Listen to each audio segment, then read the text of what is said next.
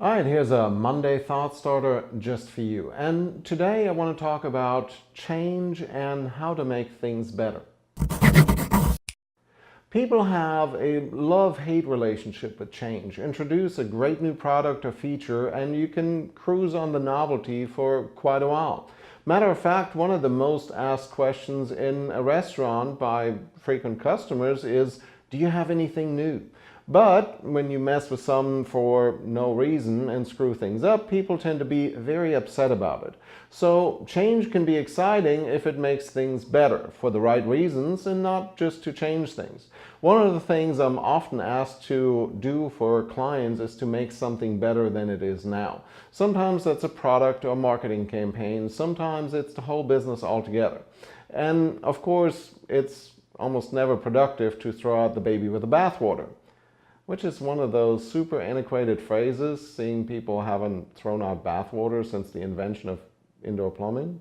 But anyways, even if there are radical improvements needed, if you make assumptions instead of assessing the situation, we are basically doomed from the get-go.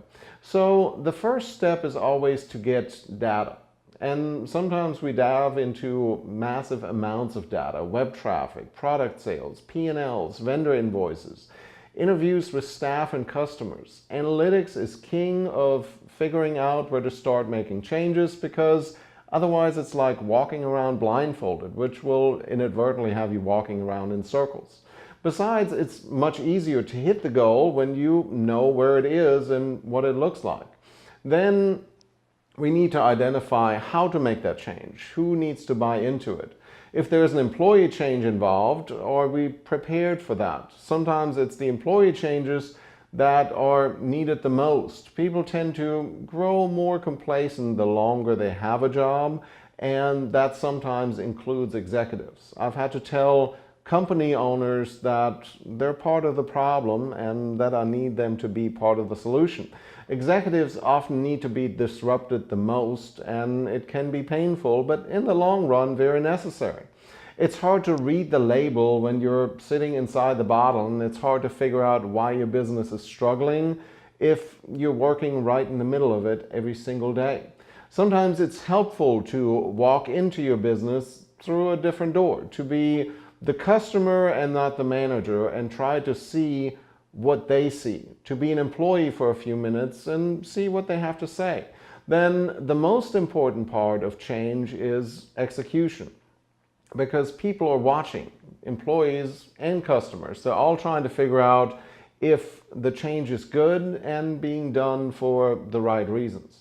Facebook, for example, is making some major changes right now, and they're all centered around privacy and community. Those changes probably should have been made some time back, and that puts them at a disadvantage.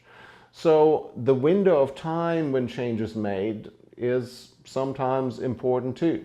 You want it to look natural and effortless instead of being forced, and that allows people to be excited. And don't be afraid to ask for help, because change almost always benefits from an outside perspective. That's it for your Monday Thought Starter. I hope this prompts you to look at your business with a fresh perspective. I'll be back for Trends on Thursdays. I'm Tobias Wilhelm.